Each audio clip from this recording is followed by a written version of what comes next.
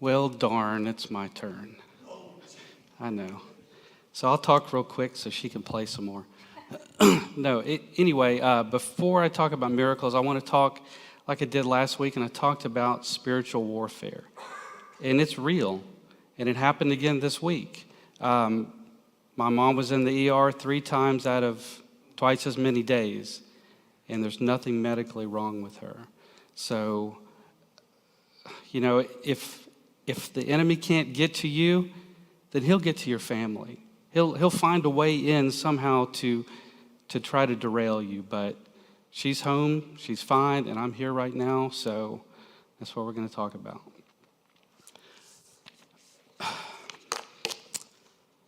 So, I guess before I start, so if you ever worked anywhere and you were at some remote location and you heard, oh no, corporate's showing up. That's what I feel like right now. Corporate is here right now, and they're going to evaluate me. So if you see him with a clipboard, take it away. Okay? Let me take these off. So I'm going to tell you a couple of stories about miracles.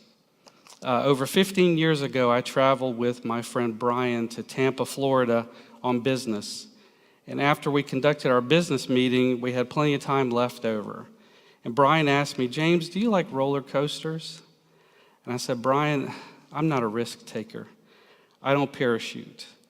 Why anyone would jump out of a perfectly good airplane is beyond me. And I said, but I do enjoy amusement parks. And he said that we would go to Busch Gardens. And that's kind of what it looked like at the time.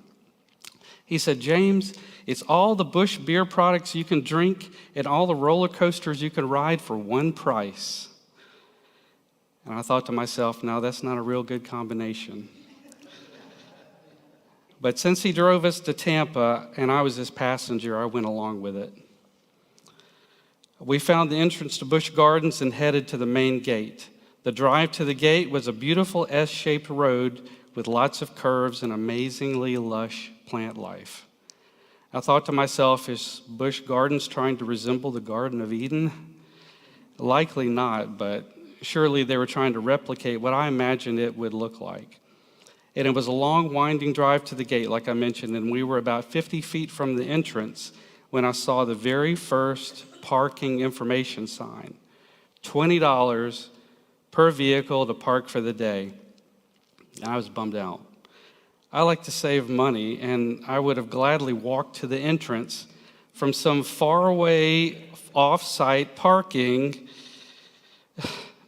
just to save the $20 strictly on principle. But Brian said he would pay for it, but I wouldn't let him since he drove there. So as we waited in the line to get to where we had to pay, I rolled down my window and I sulked on the passenger door frame.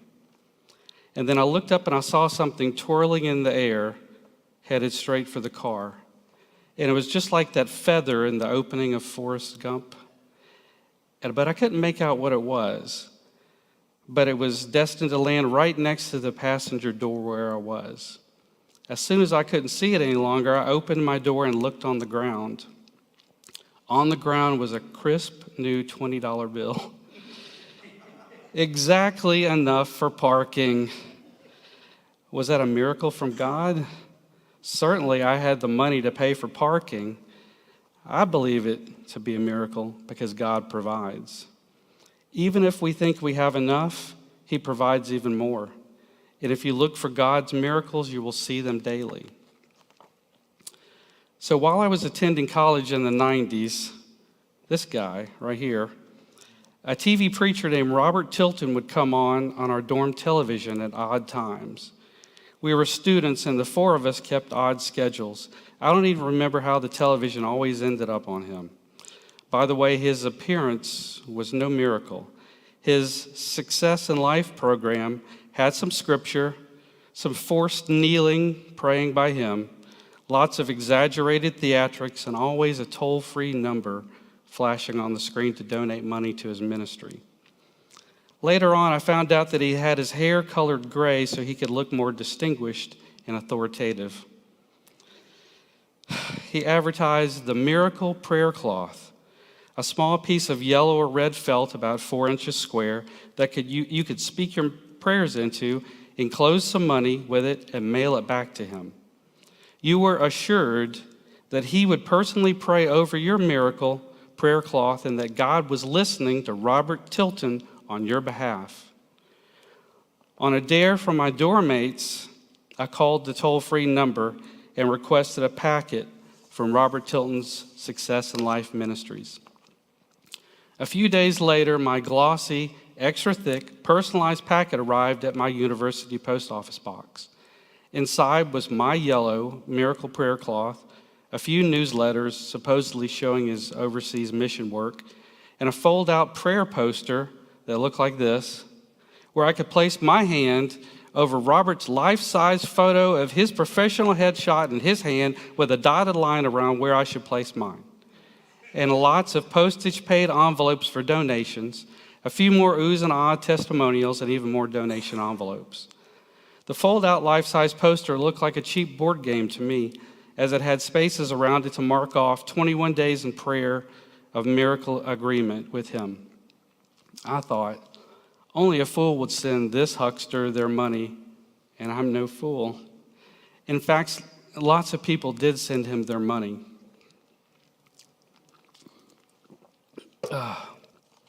Let's take him off of there. I don't want to look at him anymore. In 1991, ABC News investigative reporters on the show Primetime Live did a story about TV preachers titled The Apple of God's Eye. One of the 3 preachers showcased was Robert Tilton. Their hidden camera showed the Success in Life volunteer workers ripping open the postage-paid envelopes to get to the cash, checks, and money orders, and throwing the rest of the contents away. The ABC reporters sifted through the dumpsters at the Success in Life Texas headquarters and found lots of yellow and red miracle prayer cloths, handwritten notes of prayer and despair, and petitions to Robert Tilton for healing and miracles. It was estimated that up to $80 million a year was made by his TV ministry using this particular technique, which was one of many in his bag of miracles and merchandising. He was later found out, though. Now he's reincarnated himself in Florida, and he's doing the same televangelistic thing with his 3rd wife. So my point is, when we place our trust in man, man fails us. Only trust God. God would never deceive us like Robert Tilton Ministries. There is not one verified miracle that's been attributed to Robert Tilton. Through God and God alone can we discern his miracles. He may use someone to perform your miracle, but don't be deceived by people like Robert Tilton, whose miracles always begin with a contribution. But God only asks us to come to him in bold faith and believe that he can do the impossible. Here are some of God's modern-day miracles. The sun rises and sets every day. Small seeds grow into mighty trees. The components of our bodies work in harmony together to keep us alive. And oxygen is readily available, and through salvation, we are brought from death to life. Contained within the books of Matthew, Mark, Luke, and John are Jesus' 37 miracles.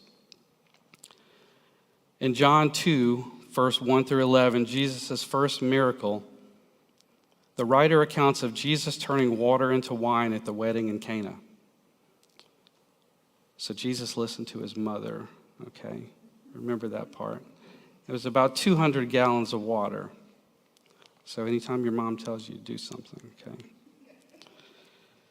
Then, in order of his miracles, are you ready? Jesus heals an officer's son at Capernaum in Galilee. Jesus drives out an evil spirit from a man in Capernaum. Jesus heals Peter's mother-in-law sick with fever. Jesus heals many sick and oppressed in the evening at Matthew 8 through 16 and 17. Then a miraculous catch of fish on the lake of Gennesaret. Jesus cleanses a man with leprosy.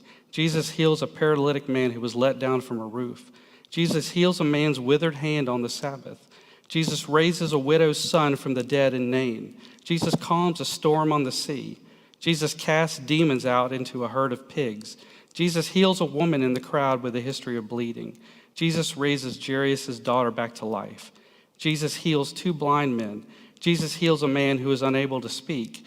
Jesus heals an invalid in Bethsaida. Jesus feeds 5,000 plus women and children. Jesus walks on water. Jesus heals many sick in Gennesaret as they touch his garment. Jesus heals a Gentile woman's demon-possessed daughter. Jesus heals a deaf and dumb man. Jesus feeds 4,000 plus women and children. Jesus heals another blind man at Bethsaida. Jesus heals a man born blind by spitting into his eyes. Jesus heals a boy with an unclean spirit. A miraculous temple tax appears in a fish's mouth.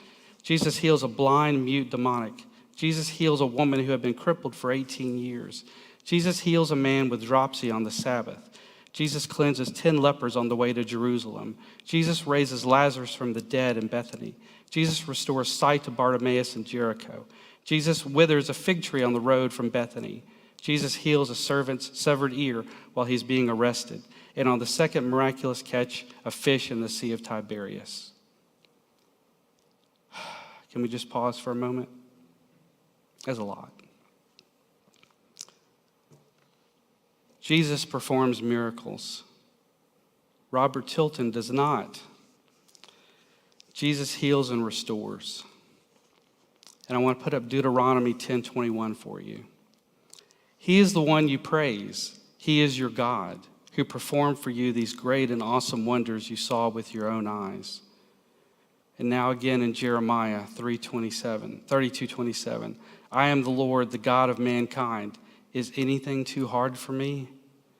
Luke 18:27. Jesus replied, what is impossible with man is possible with God. Job 5:9. He performs wonders that cannot be fathomed, miracles that cannot be counted. It's all there. It's all in the book.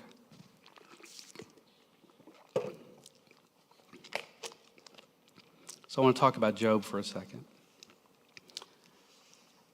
Oftentimes I have identified myself with Job. I'm sure most of us have.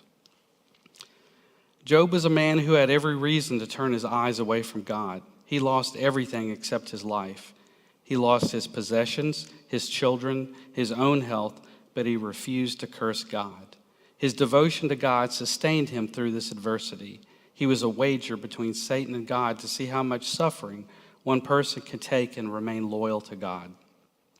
Did Job need a miracle? In the end, God restored all that Job had lost and gave Job twice as much as he had before. Satan was proved wrong, and God's righteousness had prevailed. During your own chaos, can you still ask God for a miracle like Job did? Use that bold faith that we spoke about last Friday and ask God right now for a miracle. We can pause for a moment. Ask God for a miracle. He's still in the miracle business. This is what he does. It's what he does best. Can God use you to perform miracles? Acts 19:11 through 12. God did extraordinary miracles through Paul, so that even handkerchiefs and aprons that had touched him were taken to the sick, and their illnesses were cured, and their evil spirits left them. Yes, even God can use you to perform a miracle. If you believe that God can perform a miracle in your life, at the end, come down here to the altar and ask him yourself. Just a conversation between you two. Prayer team is here with you, and I ask you to bring those petitions to God tonight. Use the bold faith that I spoke about last Friday and bring your request to God. And this is the time, and this is the place, and this is what we're here for tonight during Lent. You are in the presence of the Holy Spirit as we sit here right now. you have a direct connection to God. And my prayer for you is that you will ask God for that miracle, and he will provide. So I'm going to go right down here.